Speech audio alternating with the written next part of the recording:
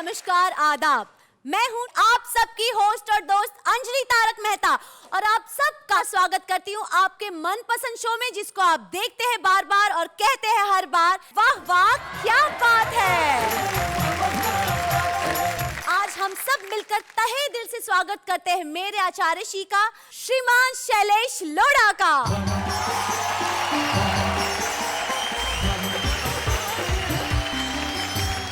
क्या बात है, आज तो तुम मुझसे पहले पहुंच गई। जी सर, सॉरी जी गुरुजी। अरे। जी आचार्य श्री। क्या है ना, आपको गुरु माना है मैंने, तो मैंने सोचा आज मैं आपका स्वागत करने की पूरी तैयारियां कर लूं। आपने अपने गुरु के बारे में इतना सोचा, बहुत बहुत शुक्रिया। नहीं, शुक्रिया से सिर्फ काम नहीं चलेगा। आपको अपने गुरु होने का प्रमाण देना पड़ेगा। आपको मुझे एक अच्छी कवियत्री बनाना पड़ेगा। ओहो, देखो एक अच्छे गुरु का काम होता है अच्छी शिक्षा देना। हाँ। बाकी क्लास में जितने बच्चे हैं उसमें तो कोई फर्स्ट क्लास आता है, कोई फेल भी होता है ना। नहीं गुरुजी, आप अपनी जिम्मेदारियों से विमुख हो रहे हैं। अरे नहीं, मैं विमुख नहीं हो रहा हूँ। मैं अपनी जिम्मेदारी निभाने की पूरी कोशिश करता हूँ, कर रहा हूँ और करूंगा भी। और इस शो में मेरी पहली जिम्मेदारी ये है हमारे ऑडियंस को हंसाने की। Yes exactly. आप तो खड़ी हो जाइए, ऑडियंस बस यूं ही हंसती रहेगी। क्या बढ़िया शिष्या मिली है मुझे। खैर, आइए हम ऑडियंस को हंसाने का काम करते हैं और हंसाने के लिए बुलाते हैं हमारे उन 3 साथियों को जो आज की इस महफिल में हंसाएंगे। और मैं जानता हूं जब आप उनकी कविताएं सुनेंगे तो बेसाख्त आपके मुंह से निकल उठेगा, वाह वाह क्या बात है।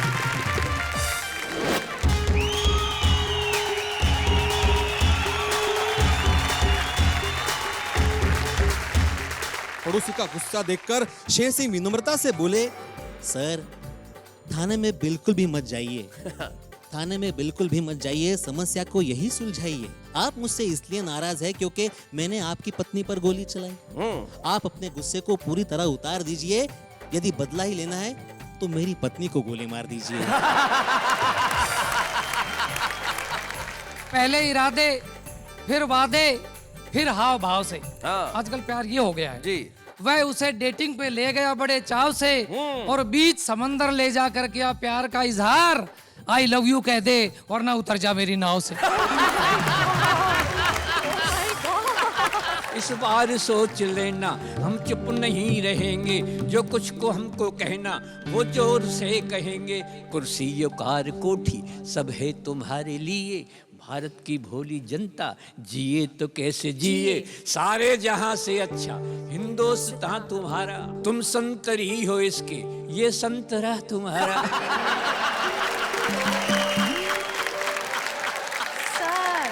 तेरी सांसें जिसके धुएं से घुटने लगेंगी, ऐसे किसी शब्द यज्ञ की हवी बनेगा तू। चोर डाकू सेठ व डकैत यदि ना बना तो तुझे श्राप दे रहा हूँ, जा कवि बनेगा तू। तुझे श्राप दे रहा हूँ, जा कवि बनेगा तू। इस दौर के माहौल की सूरत नहीं देखी जाती। पैसे से गरीबी की शरारत नहीं देखी जाती। और कातिल से जिंदगी की दुआ मांग रहा है, क्यों? मंडी में सियासत की शराफत नहीं देखी जाती। क्या बात है, वाह वाह वाह। कातिल से जिंदगी की दुआ। बहुत अच्छा।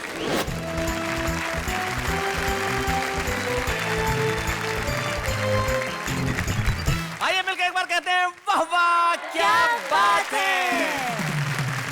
वाह वाह क्या बात है हमारे इन 3 साथियों के लिए जो आज यहाँ पे बैठे हैं और बड़े खूबसूरत लग रहे हैं। क्या बात है महेंद्र शर्मा जी, 65 साल की उम्र में भी आपकी जवानी कायम है। आज भी वो शानदार आपने वेस्ट कोट पहन रखा है, गुलाबी रंग की शर्ट। आए हाय हाय हाय हाय हाय, क्या बात क्या है। कल्पना अनंत हो गई, दृष्टि दिग दिगंत हो गई। क्या बात है। आपने निहार जो लिया जिंदगी बसंत हो गई। हाय हाय भाई, क्या बात क्या है। बात है। महेंद्र शर्मा जी के पास है जो निश्चित तौर पे गुरु हैं, क्योंकि टीचर है, पढ़ाते हैं और बड़ी मेहनत करते हैं। इसमें कहते हैं मुझे कोई शक नहीं कि नई पीढ़ी में अगर सबसे परिश्रमी कवि कोई है तो वो प्रवीण शुक्ल है। भाई क्या बात है, हम जोरदार तालियों से स्वागत करते हैं प्रवीण शुक्ल। और ये तो उम्र से भी गुरु ही हैं जो बैठे हैं, अलबेले हैं, बहुत गुरु आदमी है। जवानी और बुढ़ापे में बड़ा संघर्ष होता है। हाय हाय ये मन की मौज मस्ती है, चरम उत्कर्ष होता है। हाय बुढ़ापे पे न जाओ, मन कभी बूढ़ा नहीं होता। और बुढ़ापे का दीवानापन बड़ा डेंजरस होता है। बुढ़ापे का दीवानापन बड़ा डेंजरस होता है। बिल्कुल ठीक कहा पदम अलबेला ने। और महेंद्र शर्मा हमारे उदाहरण है जो वस्त्रों से भी और विचारों से भी आज तक जवान है, तो हम चाहते हैं उनकी जवानी की झलक यहाँ कुछ देखने को मिले। हमारे बीच में है महेंद्र शर्मा, जोरदार तालियों के स्वागत करें।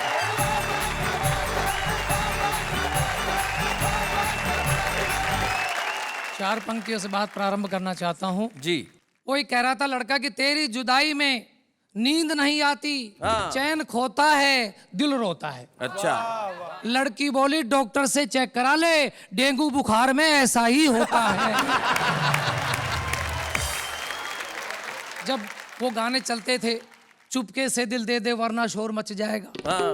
वो चुपके से आती थी, दिल दे जाती थी, शोर मचता ही नहीं था। हाँ। और आजकल दिल हाथ में लिए फिर रहे हैं और शोर मचा रहे हैं, एक बार आजा आजा आजा। ये हो गया। तब चार पंक्तियां मैं कहना चाहता हूं जी। कि पहले इरादे, फिर वादे, फिर हाव भाव से। हाँ। आजकल प्यार ये हो गया है जी। वह उसे डेटिंग पे ले गया बड़े चाव से, और बीच समंदर ले जाकर किया प्यार का इजहार। आई लव यू कह दे वरना उतर जा मेरी नाव से। क्या बात है, क्या तरीका है। हाँ। पदम जी कह रहे थे बुढ़ापे का प्यार बड़ा डेंजरस होता है। जी। भावना इनकी, शब्द मेरे। जी। कि गैस सी बनने लगती है मुलाकात के बाद, गैस सी बनने लगती है इस उम्र में। हाँ। बीपी हाई होता है तेरी हर बात के बाद, और तेरी गलियों में ना रखेंगे कदम भूले से, बहुत कीचड़ हो जाती है सनम बरसात के बाद। फिर चार पंक्तियां अपने ऊपर हंस करता हुआ कहना चाहता हूं कि दिल के अरमा आंसुओं में बह गए। हम गली में थे, गली में रह गए, अपनी तो किस्मत ही खराब थी, लाइट चली गई, जो बात उससे कहनी थी उसकी मम्मी से कह गए। शादी हो जाती है प्यार के बाद। जी। शादी के बाद प्यार रहता है या नहीं रहता कोई गारंटी नहीं है। हमारे एक मित्र चमन लाल, उनकी पत्नी को रहता है बस इसी बात का मलाल कि जब भी वो किसी कार्यक्रम या समारोह में जाते हैं तो पत्नी को साथ नहीं लेकर जाते हैं। अच्छा। इसकी पूछी वजह तो बोले दिमाग मत चाटो सुबह सुबह, अरे आप ही हमारी पत्नी को समझाइए, दिल्ली में कानून बना है 15 साल पुराने वाहन सड़कों पर मत लाइए। आदरणीय आपका तो गैरेज में ही खड़ा हुआ है, डेंटिंग पेंटिंग चल रही है। हाँ। और मैंने एक मुहावरे का प्रयोग किया, एक छोटी सी कविता में फिर बताना चाहता हूँ। जी। लोहा लेना। हम जो बच्चे हिंदी ज्यादा नहीं समझते उन्हें बता दें, लोहा लेना मुहावरे का अर्थ होता है मुकाबला करना। मुकाबला करना। मरीज की नब्ज देख रहा डॉक्टर बोला, आपकी नब्ज को बड़ी मुश्किल से मैंने टटोला, आपके शरीर में लौह तत्व की कमी है। मरीज बोला ये बात मुझे बिल्कुल नहीं जमी है, अजीब डॉक्टर हो, रोग को पकड़ नहीं पाते हो, दर्द दिल में है और इंजेक्शन घुटने में लगाते हो।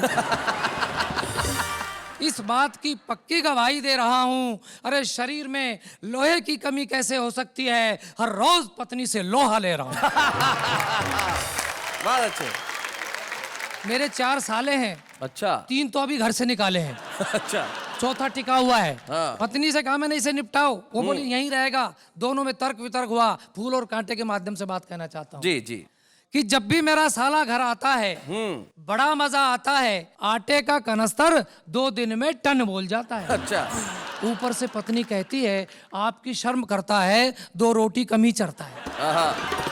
देखो ना आपसे कितना शर्म आता है, बेचारा सूख कर कांटा हुआ जाता है। हम समझाते हैं आप फूल, आपका भाई कांटा, बड़ा खूबसूरत है नाता, मगर कांटे का शरीर में ज्यादा देर तक गड़े रहना स्वास्थ्य के लिए अच्छा नहीं होता। इसे साफ कीजिए। पत्नी बोली माफ कीजिए, इसको घर में रखना हमारी मजबूरी है। अरे जानते नहीं फूल की रक्षा के लिए कांटे का पास होना जरूरी है। भाई क्या फूल बात की रक्षा है। के लिए कांटे का पास होना जरूरी है। फूल की रक्षा के लिए कांटे का पास होना जरूरी है। भाई क्या बात है, वाह वाह वाह। नारी पे कुछ भी हम मजाक कर लें लेकिन ऐसा नहीं है। देखो आपके साथ भी सुशील सुंदर नारी खड़ी है, तो मेरा फर्ज बनता है कि मैं उनका सम्मान करूं। जी जी जी जी। कि एक तरफ नारी को हम पूजा के योग बताते हैं, जी। दूसरी तरफ भ्रूण कन्या का गर्भ में ही दफनाते हैं। यदि संख्या कन्या शिशुओं की यूं ही घटती जाएगी, शादी जैसे बंधन की फिर याद मात्र रह जाएगी। फिर कैसे सपने आएंगे मधुर मिलन मधु सांसों के, कैसे कोई गीत लिखेगा प्यार भरे एहसासों के। दुनिया सारी सूनी होगी, सृष्टि चक्र रुक जाएगा, कृष्ण अकेले घूमेंगे, राधा से कौन मिलाएगा। क्या बात है भाई, वाह बहुत बढ़िया।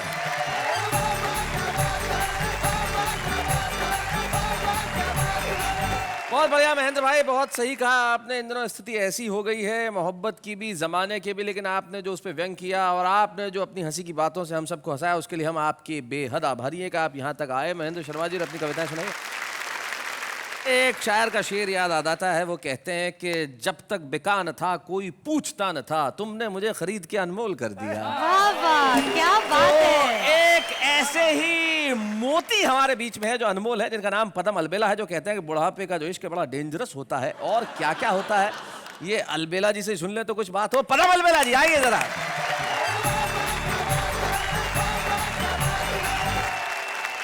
नेहा और शैलेश जी खूब निभाते साथ, वाह वाह क्या बात है, वाह वाह क्या बात। बहुत अच्छा लग रहा है शैलेश जी। जी। और आप मुझे इतने अच्छे लगते हैं कि एक दोहा और पढ़ना चाहता हूँ। जी जी पढ़ें। अभी तो मेरी उम्र के, अभी तो मेरी उम्र के बहुत वर्ष हैं शेष, उनमें से कुछ आपको लग जाएं शेर। क्या बात है। एक बात आपके बीच में कहना चाह रहा हूँ कि हमारे पूरे वर्ल्ड में कोई न कोई वर्ष विशेष वर्ष के रूप में मनाया जाता है। अच्छा। जैसे अंतर्राष्ट्रीय महिला वर्ष, अंतर्राष्ट्रीय बाल वर्ष। तो कुछ चमचे बड़ा विरोध करने लगे कि अगर ऐसा हो तो अंतर्राष्ट्रीय चमचा वर्ष भी मनाया जाना चाहिए। तो जब अंतर्राष्ट्रीय चमचा वर्ष मनाए जाने लगा तो प्रवीण जी, मेरा ये गीत बहुत हिट होगा। अच्छा, क्या बात है। नाम हमारा है चमचा, नाम हमारा है चमचागिरी करना यारो, काम हमारा है। वाह। अब जरा सुनिएगा। कोई है घर का चमचा, कोई दफ्तर का चमचा, कोई मंत्री का है तो कोई अफसर का चमचा, कोई चमचा साली का, कोई है घरवाली का। प्रवीण जी तुमसे नहीं कह रहा मैं। सब चमचे हैं, सब चमचे हैं, किंतु नाम बदनाम हमारा है। और ये क्या कर सकते हैं शैलेश जी? जी। कहो तो भीड़ जमा दें, कहो हुल्लड़ मचवा दें, इलेक्शन में लीडर की जमानत जब्त करा दें, फेर दें ऐसा हत्ता, चले इनसे ही सत्ता, आपको जाना दिल्ली भेज दे ये कोलकाता। कभी न होगा, कभी न होगा चक्र सुदर्शन, जाम हमारा है। बहुत बढ़िया, बहुत अच्छा। नाम हमारा है चमचा, नाम क्वालिटीज ऑफ चमचा। क्वालिटीज ऑफ चमचा। कोई है फिल्मी चमचा, कोई है इल्मी चमचा, क्या बात। शीघ्र कवि बन जाता है कवि का जुल्मी चमचा। कहीं चमचा है शहरी, कहीं चमचा दिल लहरी, कहीं पर पाया जाता बड़ा ही चमचा जहरी। घोर विरोधी, घोर विरोधी तत्वों से संग्राम हमारा है। बहुत बढ़िया। चमचा नाम हमारा है, चमचा नाम। अंतिम है जी। कोई है मेहनत वाला कि जिसने काम निकाला, उसी से कहते हैं सब अजी चमचा है साला। तो चमचा कहाँ नहीं है, जगह जो जहाँ नहीं है, आप कह सकते हैं क्या कि चमचा यहाँ नहीं है? क्या बात है। यहाँ उपस्थित, यहाँ उपस्थित चमचों को प्रणाम हमारा है। तो हमारी एक बड़ी प्रिय कविता है, वो सुना दीजिए। तुम तो ठहरे नेताजी, जरा उसके दो बंद सुना दीजिए। तुम तो ठहरे, तुम तो ठहरे नेताजी, देश क्या बचाओगे? तुम तो ठहरे नेताजी, देश क्या बचाओगे? अरे तुम तो ठहरे जी देश क्या बचाओगे रात वाली, हाँ, रात वाली। रात वाली फ्लाइट से और दिल्ली भाग जाओगे, रात वाली फ्लाइट से दिल्ली भाग जाओगे। शर्म के समंदर में डूबने से डरते हो, क्या बात है? शर्म के समंदर में डूबने से डरते हो। चुल्लू भर हाय हाय। तो चुल्लू भर पानी में भी डूब नहीं पाओगे, चुल्लू भर पानी में डूब नहीं पाओगे। तुम तो ठहरे नेताजी देश क्या बचाओ। और एक वास्तविकता शैलेश जी, अब तो घोटालों का स्कोर काफी है, स्कोर काफी है।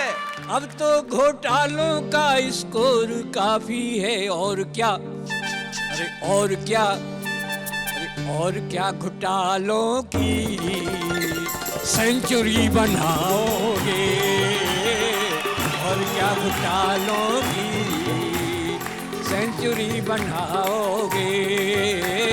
तुम तो ठहरे नेताजी देश क्या बचाओगे। और साहब इनकी भाषण की शैली देखिए कि बहनों और भाइयों, मैं ठीक ठीक कह रहा हूं, मेरी सच मानिए, पिछली सरकार ने आपका बहुत खून चूसा है, इस बार एक मौका हमको भी दीजिए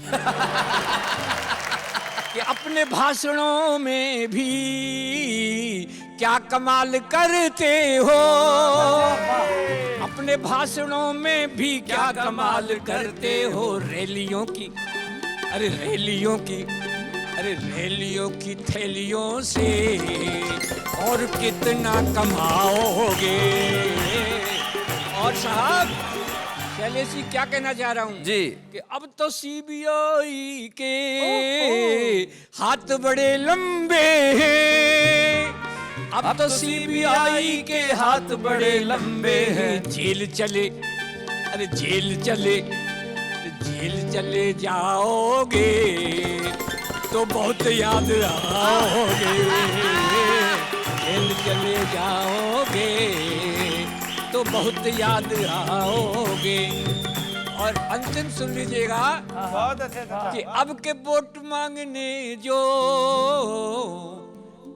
मेरे गांव आओगे, अब के वोट मांगने जो मेरे गांव आओगे, इस बार सोच लेना हम चुप नहीं रहेंगे, इस बार सोच लेना हम चुप नहीं रहेंगे। जो कुछ को हमको कहना वो जोर से कहेंगे। कुर्सी कार कोठी सब है तुम्हारे लिए, भारत की भोली जनता जिए तो कैसे जिए। सारे जहां से अच्छा हिंदुस्तान तुम्हारा, हमारा सा तो लगता ही नहीं है। सारे जहां से अच्छा हिंदुस्तान तुम्हारा, तुम संतरी हो इसके ये संतरा तुम्हारा।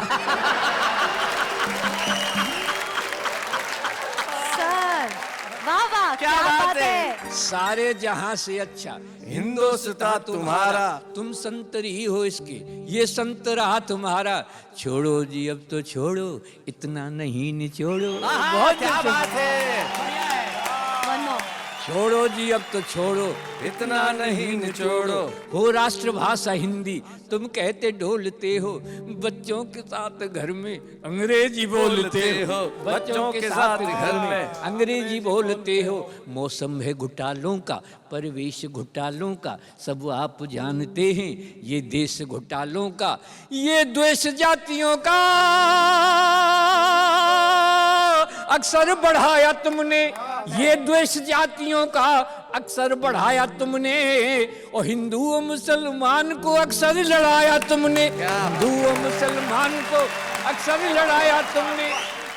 अब के जो वोट मांगने मेरे गांव आओगे, इस बार हार जाओगे तो झुंझुना बजाओ, झुंझुना बजाओगे।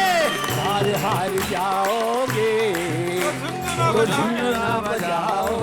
और शैलेश जी इनके हाथ में आके अगर झुंझुना टूट भी गया, टूट गया झुंझुना भी तो फिर भैंसिया चराओगे तुम तो ठहरे नेताजी, देश क्या बचाओगे, तुम तो ठहरे नेताजी, देश क्या बचाओगे। रात वाली फ्लाइट से दिल्ली भाग जाओगे।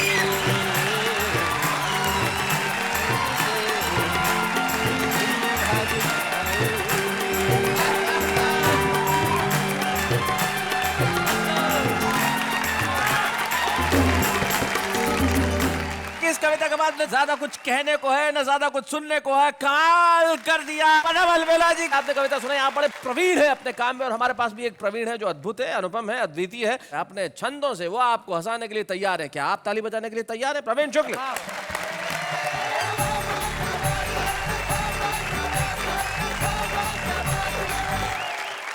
एक गुरु और शिष्य के क्या संवाद हो सकते हैं इस देश में। जी। गुरुजी ने शिष्य से ये पूछ लिया कि बेटा ये बता कि एमपी बनने के लिए क्या योग्यताएं होनी चाहिए। तो देखिए आजकल के बच्चे ने क्या जवाब दिया। एमपी, मेंबर ऑफ पार्लियामेंट, हमारे संसद का सदस्य बनने के लिए या विधायक बनने के लिए। जी। या। कि एमपी गर होना चाहे हो जाएगा वो गुरुजी, भाषणों में जीव को चलावे जो जी भट्टा। कि मंत्रीगर होना चाहे हो जाएगा वो गुरुजी, भाषणों में जीव को चलावे जो जी भट्टा। कभी मूछों को मरोड़े, कभी दोनों हाथ जोड़े, जरूरी लगे तो ओढ़े सिर पे दुपट्टा, जरूरी लगे तो ओढ़े सिर पे दुपट्टा। ये करूंगा वो करूंगा, सेवा करता मरूंगा, वायदों का लगवा दे पूरा पूरा चट्टा। बिना कुछ करे कहे ये किया है वो किया है, पूरा पूरा हो निकम्मा पूरा हो निखट्टा, पूरा हो निकम्मा पूरा हो निखट्टा। गुरुजी ने कहा कि ये और बता मंत्री बनने के लिए क्या योग्यताएं होनी चाहिए। तो देखिए बच्चे ने क्या कहा कि मंत्रीगर होना चाहे हो जाएगा वो गुरुजी, देखने में देह से लगे जो हट्टा कट्टा, सामले से मुखड़े पे प्यारी सी सजी हो दाढ़ी, थुल थुल काया पे हो 20 गज लट्ठा, थुल थुल काया पे हो 20 गज लट्ठा।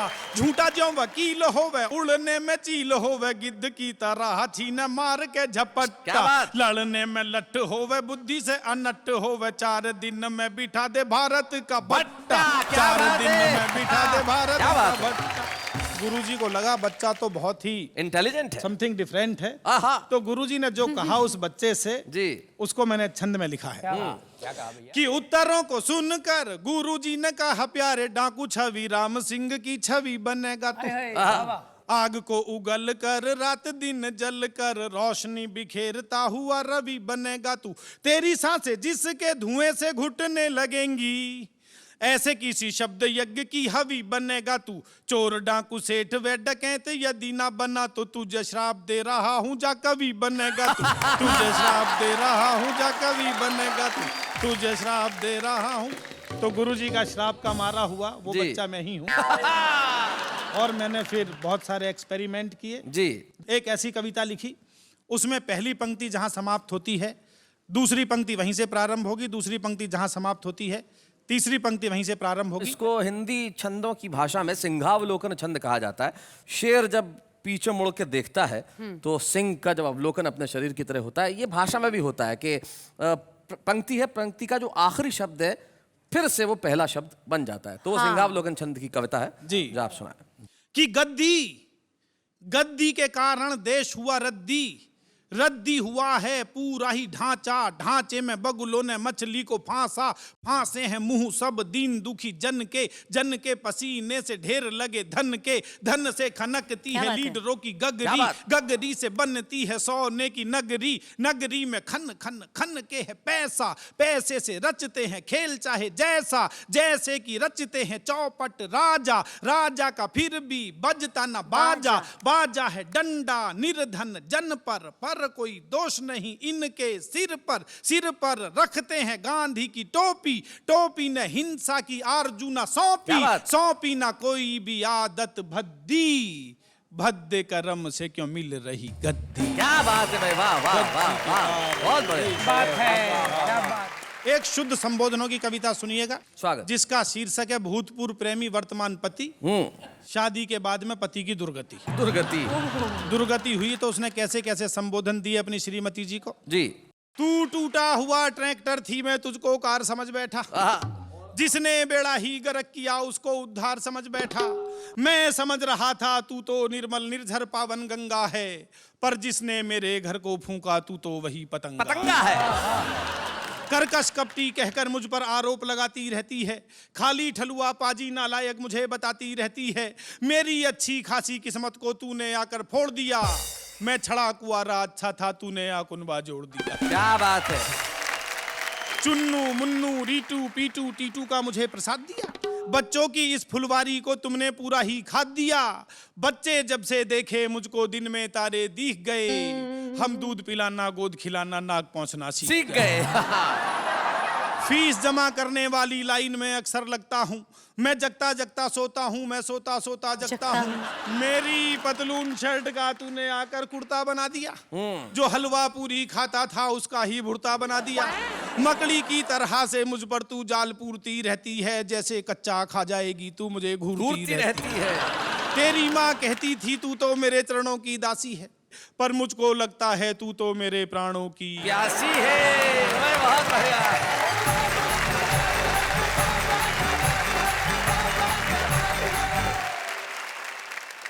भाई इतने संबोधन आपने दिए अपनी कविताओं में कि आपके लिए मेरे पास कोई संबोधन नहीं बचे, लेकिन आपका नाम ही काफी है। आप प्रवीण हैं, आप निष्णात हैं, आप एक्सपर्ट हैं, आप कमाल हैं, आप अद्भुत हैं, आप अनुपम हैं, आप अद्वितीय हैं, आप अच्छे हैं, आप बहुत बढ़िया हैं, आप कवि ही कमाल के हैं। भाई क्या बात है प्रवीण, बहुत बढ़िया। स्वागत है एक बार फिर से आपका उसी शो में जिसके लिए आप सिर्फ इंतजार ही नहीं करते, उसके साथ बने रहते हैं, उसके साथ हंसते हैं, खिलखिलाते हैं और कहते हैं वाह वाह क्या बात है। गुरुजी, मेरे मन में एक प्रश्न जागा। आपके मन में प्रश्न न जागे ऐसा क्षण होता ही नहीं।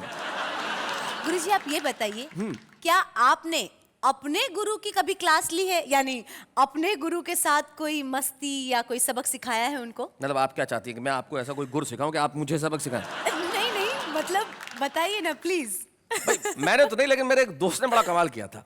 उसने एक बार स्कूल में जब क्लास चल रही थी तो उनके गुरुजी ने कहा कि जो मेरे सवाल का जवाब देगा मैं उसे अभी घर जाने की इजाजत दूंगा।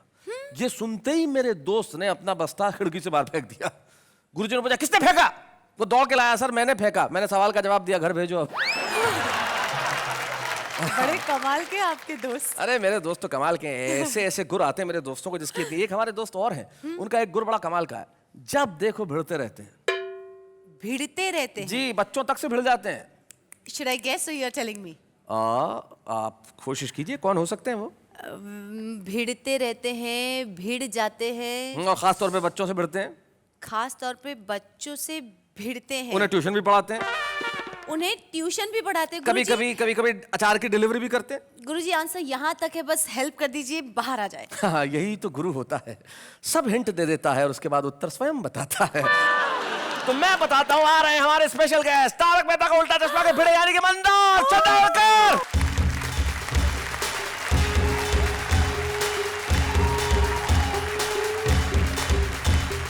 क्या बात है।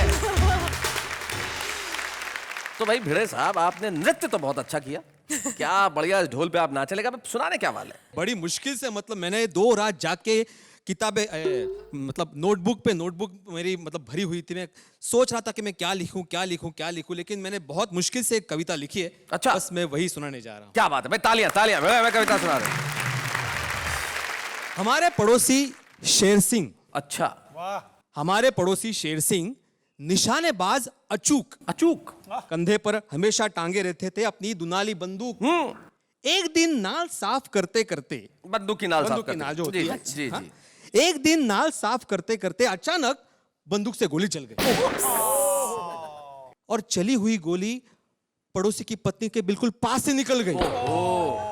पड़ोसी चिल्लाया, भाई पड़ोसी चिल्लाया, शेर सिंह के बच्चे, तूने मेरी पत्नी पर निशाना लगाया, तुझे अभी बताता हूं और तेरे खिलाफ थाने में रिपोर्ट लिखवाता हूं। बिल्कुल सही है, कोई भी ऐसा ही करेगा।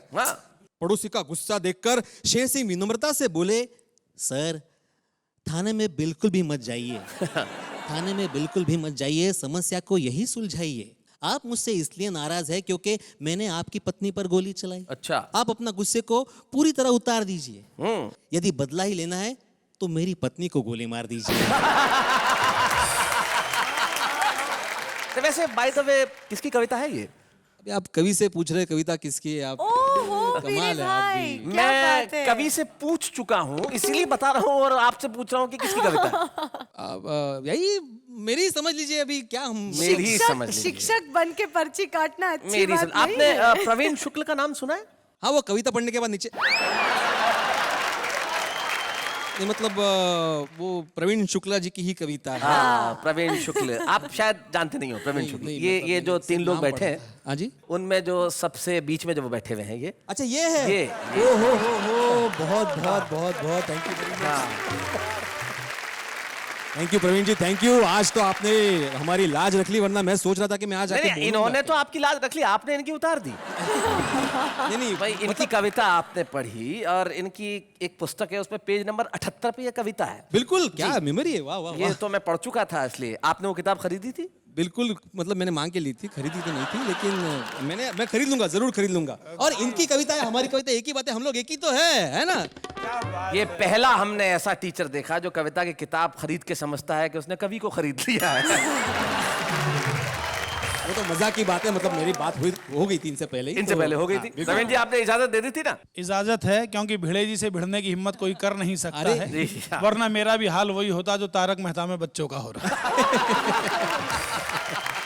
थैंक यू क्या प्रवीण जी। बात है। भाई बंदार, थैंक यू वेरी मच। आपने यहाँ आए और आपने कविता सुनाई, और मुझे शायद ये कहने की जरूरत नहीं है कि आप जिस तरह तारक मेहता में लोगों को मुतासिर करते हैं, आपने एक कविता पढ़ के भी आज लोगों को तालियां बजाने पे मजबूर कर दिया, जो इस वक्त हम यहाँ इस स्टूडियो में भी बजा रहे हैं। बहुत बहुत शुक्रिया यहाँ आने के लिए। Thank you so very thank much. You very much, thank you so much. Thank you.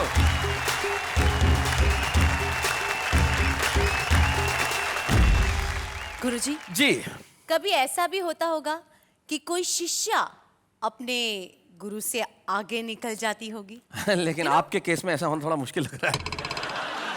कभी कभी ऐसा होता है कि शिष्य जो है वो अपने गुरु की उम्मीद से कहीं ज्यादा होनहार निकल जाता है। हाँ। और ऐसे ही शिष्यों को हम कहते हैं छुपा रुस्तम। वाह वाह, क्या बात है कि मंच पे हम एक ऐसे सेगमेंट को लेकर आए हैं जो बेहद लोकप्रिय है, कविता के छुपे रुस्तम। और इसी श्रृंखला में आज हम एक ऐसे प्रतिभाशाली कवि को बुला रहे हैं जो आगरा से हमारे बीच में आते हैं और जिनका नाम है शशांक प्रभाकर। Please welcome.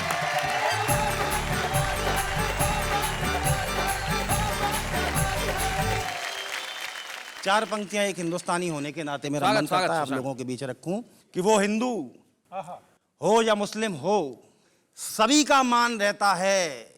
किसी के घर में गीता है, कहीं कुरान रहता है, वाह। किसी का कोई मजहब हो, सभी से प्यार है हमको, हमारे दिल में तो हर वक्त हिंदुस्तान रहता है। क्या बात है भाई, वाह वाह वाह, बहुत अच्छे।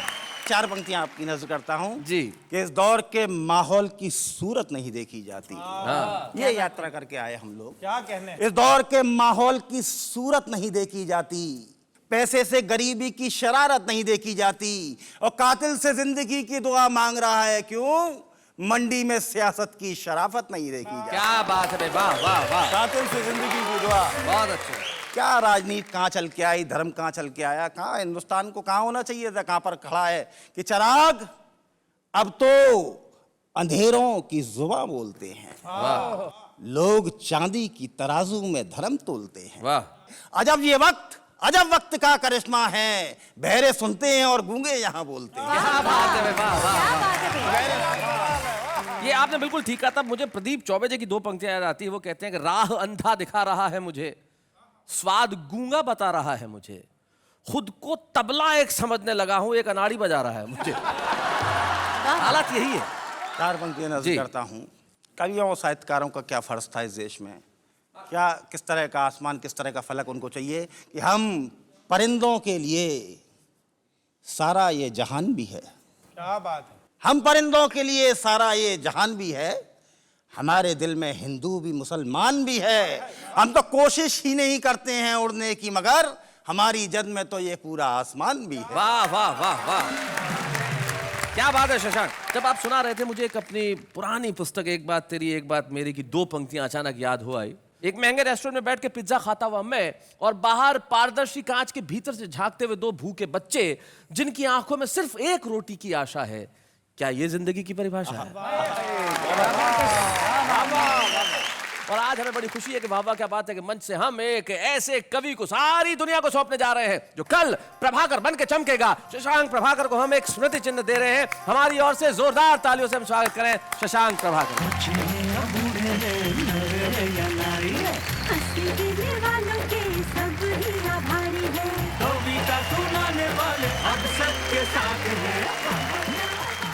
बात है गुरुजी, जी आपके आदेश के अनुसार मैंने सारे कविजनों की कविताएं ध्यान पूर्वक सुनी है। क्या बात है? जी, एक्चुअली मैंने कुछ कुछ इनसे सीख भी लिया है। क्या कविता लिखना? जी, अच्छा तो सुनाइए कुछ।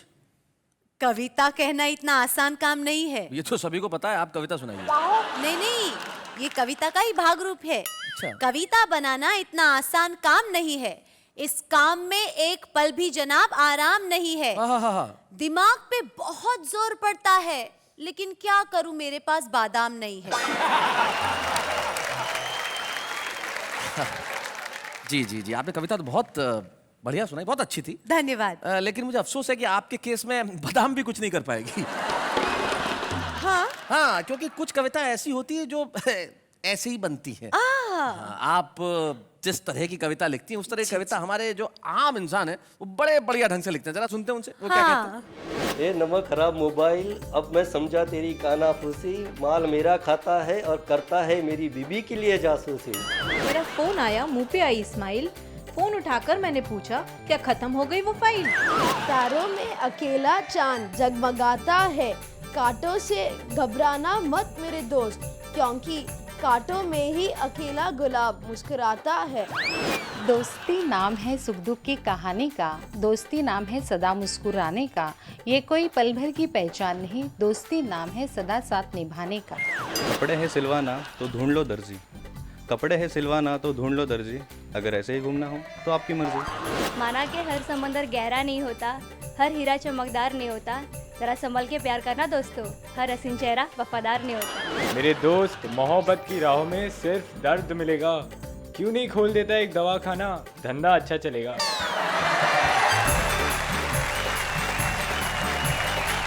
भाई क्या बात है, ये जो हमारे आम इंसान कविताएं करते हैं बिल्कुल वैसी होती है जैसी आप कहते हैं मेरे पास बादाम नहीं है। भाई वाह, और ऐसी कविताओं का कोई अंजाम नहीं है, लेकिन कोशिश करना बड़ा आवश्यक है। बहुत सारे कवि ऐसे होते हैं जो कोशिश करते हैं, कोशिश करते हुए कवि बनते हैं। मैंने एक ऐसे ही रॉ युवक को कई वर्षों से कोशिश करते देखा। कोशिश करते करते वो कविता के क्षेत्र में एक बड़ा नाम हो गया। हास्य में छंद कहना बहुत आसान नहीं होता, बहुत कम कवि ऐसा कर पाए। लेकिन एक युवक, एक कवि जिसको मैंने पिछले कई वर्षों में परिश्रम करते करते महारत हासिल करते देखा है, वो आज हमारे बीच में है, प्रवीण शुक्ल। तो हमारा भी कर्तव्य है कि वाह वाह क्या बात है कि इस मंच पे हम उन्हें सम्मानित करें। हम मिलके उन्हें प्रदान करना चाहते हैं एक स्मृति चिन्ह और देना चाहते हैं शुभकामनाएं। प्रवीण शुक्ल।